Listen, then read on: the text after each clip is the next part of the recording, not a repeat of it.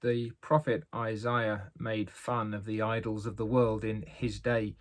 He talked about the people who had to get a piece of wood, and some of it they used for a fire, and the rest of it they carved and they set it up and they chained it down so that it couldn't fall over or be stolen away. And it was a way of him exposing the emptiness of the idols of this world. The idols of our world are currently being exposed. So many of the things that used to take up all our time and all our energy, so many of the things that we used to give ourselves to pursue, those things are being stripped away. The idols that we serve, many of us in our culture, aren't necessarily little statues or whatever else it may be that we bow down to, but they are the things which sit on the throne of our heart, the things that take up our time and our energy and our money, the things to which we devote ourselves. And that's really religious language.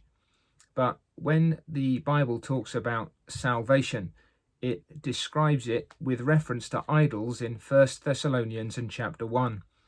Paul is writing to the men and women who'd trusted Jesus on Thessalonica, and he says that people declare concerning us what manner of entry we had to you. People talk about what happened when we arrived in Thessalonica and preached the good news of Jesus Christ to you.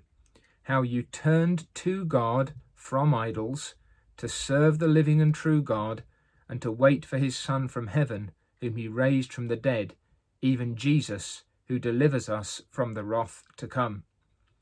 We might look at another part of this on another occasion, but what I want to focus on this morning is that the Thessalonians turned to God from idols, to serve the living and true God, and to wait for his Son from heaven. And those three verbs really describe for us what happens when sinners like us become Christians. First of all, there's a turning to God from idols. There's a leaving behind of everything to which we once devoted ourselves. There's a rejection of our putting our trust and our confidence in anyone, anything else other than God himself.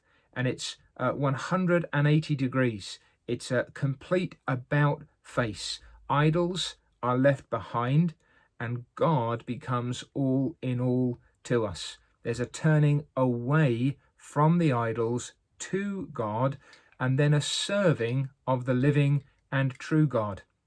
Now, there's probably a deliberate contrast there between God and the idols. They are dead, they are worthless, they are empty, they cannot help us, they cannot bless us. Again, in the Psalms, there's a description of idols that have eyes and ears and mouths, but they can't see or hear or speak. They have hands, but they're utterly powerless, but not the living and true God. And we have now come to serve him. He is now the object of all our concern. His glory is our great joy. And to serve him is to give ourselves to him, to pour our lives out as living sacrifices, holy, acceptable to God, which is our reasonable service. So a true Christian is someone who's turned to God from idols, who is now serving the living and the true God. Their time, their energy, their money, whatever it may be, all we are and all we have, having received mercy from God, is now taken up with God. And then we wait for his Son from heaven. The Christian life is one of expectancy. It's one of looking up and looking on. We know that this world is not everything. We know that the things that we have here will one day be swept away.